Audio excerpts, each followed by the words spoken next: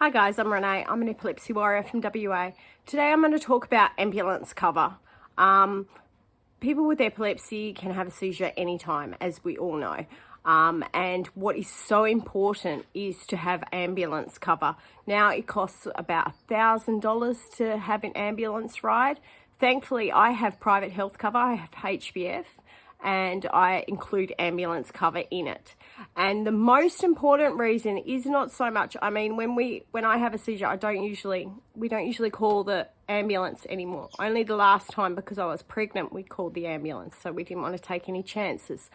But my husband, knows what to do when I have a seizure, and usually I'll go to the doctor the next day.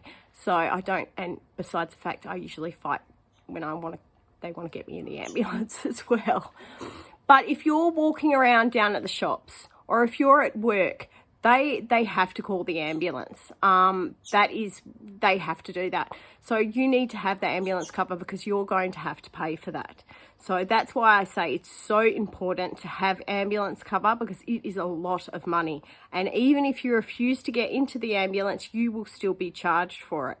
Many years ago, when I was in my 20s, I was working at an IGA and I had a seizure on the checkout. Now, my husband worked with me at the time, and the people across the way in the shop across the way at the pharmacy went and called the ambulance. Even after my husband said no, he knew what to do. They still called the ambulance, and then even after he told them. So the ambulance rocked up, and of course I wasn't really with it, and I refused to get in the ambulance. Then later on they came back and asked us to pay it, and we said no because we told you not to call the ambulance. In the end, they ended up I think they got out of it in the end. But I mean, you don't want to have to put someone in that situation. They are trying to do the right thing. They are trying to look after you. And to be honest, you would rather, if you were in a shopping centre on your own, you'd probably rather an ambulance officer looking after you than some stranger. So it is very important to have ambulance cover for this reason. People are trying to do the right thing. Not everyone understands about epilepsy and what it means when you're having a seizure, especially if they're seeing it for the first time. It can be very scary.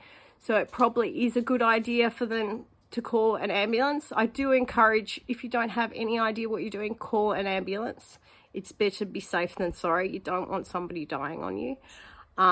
So that's why I say, please, if you have epilepsy, if you have seizures, you don't know when it's coming, don't take any chances. Have the cover so you don't have to pay that fee.